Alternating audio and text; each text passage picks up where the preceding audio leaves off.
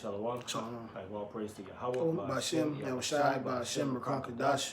The honors to the apostles and elders of Great Millstone, and to all sincere about their personal truth and sincerity. Just wanted to go into the book of Joshua. It's right now we're just gonna kind of skim the surface of it, but Lord willing, we're gonna do a part 2, and really go in depth, in the book. So without further ado, brother. All right, this is this is Joshua chapter 1, verse 1. And it reads, it says, "Now after the death of Moses and the servant of the Lord, it came to pass that the Lord spake unto Joshua, the son of Nun, Moses' minister, saying." So if you ain't familiar with the books, which you should be, especially if you're a part of Great Millstone, you had them going into the one of the forms of the land of milk and honey, and Moses pretty much had died off, and in the midst of that, he was raising up Joshua to be a seed, not a seed, so to speak, but a successor, the successor of Moses,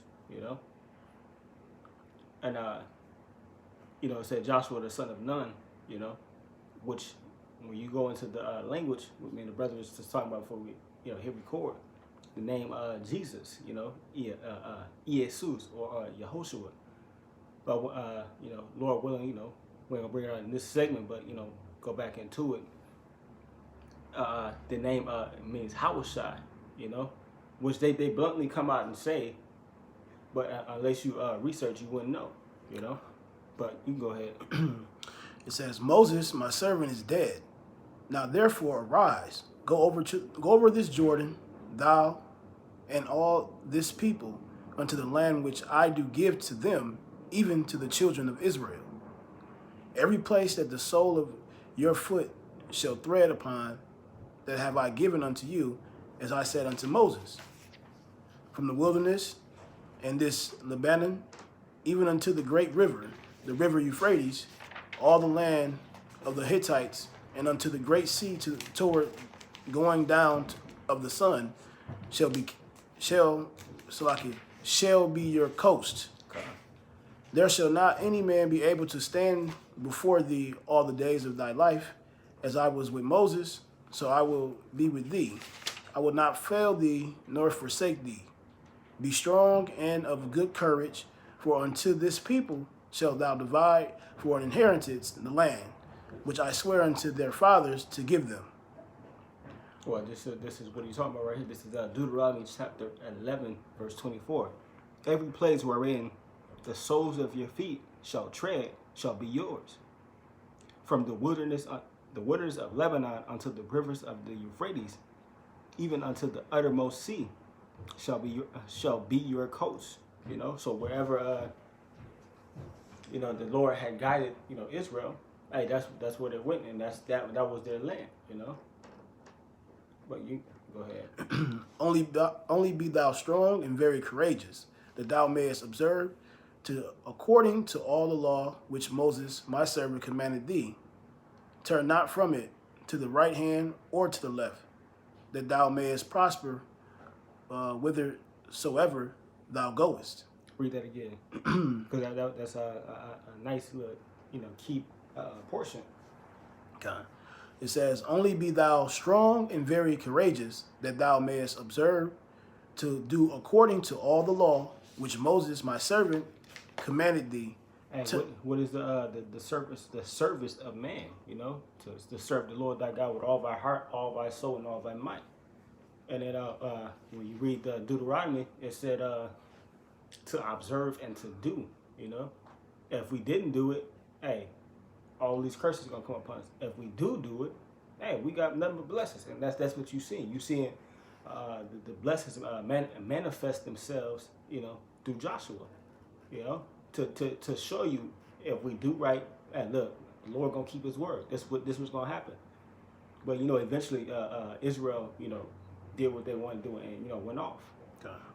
It says, "Which Moses my servant commanded thee, turn not from it to the right hand or to the left, that thou mayest prosper whithersoever thou goest. This book of the law shall not depart out of thy mouth, but thou shalt meditate therein day and night. Right, meditate therein day and night. Meaning always, thinking upon the scriptures. Always, asking yourself, hey, what can I do to better serve Yahweh?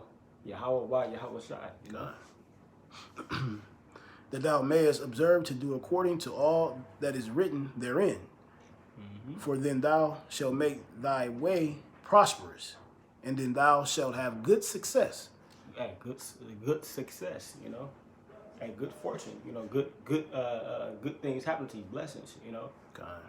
We understand we're in a a hellish state, or we got to be abound in the base, you get a blessing taken away, Mm-hmm. And that also goes into the reason why Esau and the elites have done so much to hide our true heritage and who we are. Because once we remember ourselves, we'll go back to doing the law, statutes, commandments the Lord has commanded us to do. God. Way back. Well, and that's why the deceiver of the brethren, God. you accuse day and night, Mm-hmm. because if we go off, when we go off, hey, he write the report, hey, they doing this, they doing that, but he the one pushing the agenda, God. like they down there doing these drugs, they doing that, they killing each other, they sleeping with each other's wives. Mm-hmm. But you controlling the media, you controlling the stuff that come in, and you blaming us for it. God. You don't think the Most High see that? It goes in sense like what we're eating off of. What bread are we being fed? Like we're not being fed the bread of righteousness. We're being fed the bread of corruption and wickedness. God. And then that's caused us to go off even more. So Yeah. So hey, that's why it's important that we get back to meditating on these scriptures day and night, because we get back to our heritage. We get the understanding of the Most High, and in turn, hey, we're gonna get those blessings, God. It says, "Have not I commanded thee? Be strong and of good courage. Be not afraid." Neither. He said, "Have I not commanded thee?" Man, this was a commandment, What's he gonna say? Be, it's like be strong, I mean, yeah, we catch hell, and we such and such. Hey, but be strong, endure it, God. It was. I think I was going over that the other day. The Spirit jumped on me about it. We're in these times, and we're catching hell, but like the Lord say, be strong, be courageous. Continue fighting. Yeah. What does courage mean? Courage, to and just roughly paraphrasing, just to not be afraid, to be, just go out, What's that saying? That famous saying? It says, "Courage isn't the absence of fear. It's to have fear, but still continue on and fighting." God. It says, "Be not afraid, neither be thou dismayed, for the Lord thy power is with thee, whithersoever thou goest." Hey, wherever you go, what it say? Deuteronomy said, "Curse shall not be in the city, curse shall not be in the field, curse shall not be in the storehouse, curse shall not be in the basket." Wherever and that's just roughly paraphrasing, but pretty much wherever you go, you're gonna be cursed. And if you kept the law, you was actually following the best of your ability. Hey, then you gonna have those blessings. Blessed shall thou be, in those places. But hey, when you just speed it up, when you go into your adverse situations and your daily life or whatever the case is, hey, all those things, hey, it said be courageous, be be not dismayed, because the Lord is with you. It might seem like the Lord ain't with me on this situation. No, sometimes, hey, you gotta really believe this thing that the Lord is with you. Yeah, brothers are being built up to be strong, mighty men, and like how else you going to become that unless you are tried through the fire? You know, so he's allowing that to happen so you can grow into the man that he wants you to be.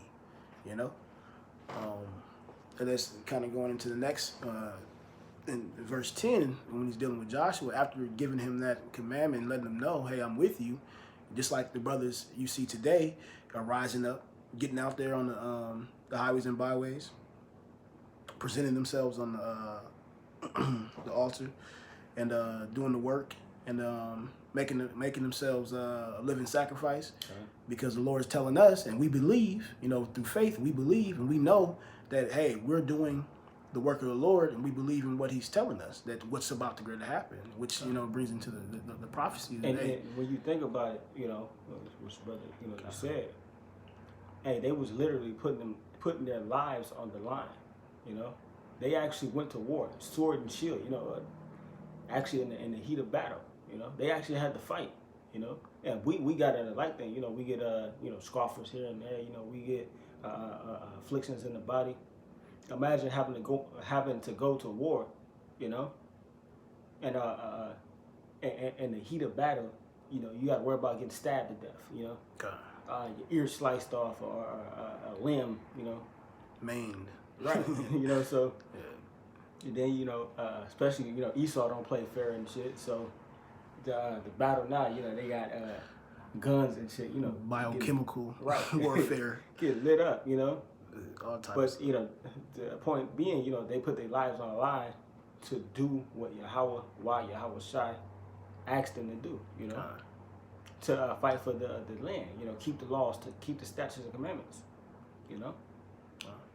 It says, then Joshua commanded the officers of the people, saying, pass through the host and command the people, saying, prepare you victuals, for within 3 days ye shall pass over this Jordan to go in to possess the land which the Lord your power giveth you to possess it. And to the Reubenites, and to the Gadites, and to half the tribe of Manasseh, spake Joshua, saying, remember the word which Moses, the servant of the Lord, commanded you, saying, the Lord your power hath given you rest, and hath given you this land. Your wives, your little ones, and your cattle shall remain in the land which Moses gave you on this side, Jordan. But ye shall pass before your brethren, armed, all the mighty men of valor, and help them. Yeah, all the mighty men of valor, you know, meaning the warriors, the ones who were skilled in battle, you know, so forth and so on. You know, because the Lord promised them that land. He said, you know, when the time comes, hey, we're gonna go and possess the land. You know, just like this wicked kingdom now, you know, when the Lord returned, hey, you don't think we finna go and take down these nations? Hey, you got to be crazy. You know, hey, the same thing that you see in here in the book of Joshua is the same thing that's gonna happen when Yahweh shall return. We gonna go and possess the land. You know, and all you wicked 2/3 niggas, if you ain't killed off by the missiles, which half you niggas will be, hey, you gonna get put to death. You know, it says, until the Lord have given your brethren rest, as he hath given you, and they also have possessed the land which the Lord your power giveth them. Then ye shall return unto the land of your possession, and enjoy it, which Moses the Lord's servant gave you on this side Jordan, toward the sun rising. And they answered Joshua, saying, all that thou commandest us we will do, and whithersoever thou sendest us, we will go. According as we hearken unto Moses in all things, so will we hearken unto thee. Only the Lord thy power be with thee, as he was with Moses. Hey, he said something that stuck out to me, you know, and it goes into saying, like, you know, here at GMS, we talk about this as being a spiritual thing. We're not following carnal men. And the only reason why we do follow our elders, because the spirit of Yahweh Shai is dwelling with them.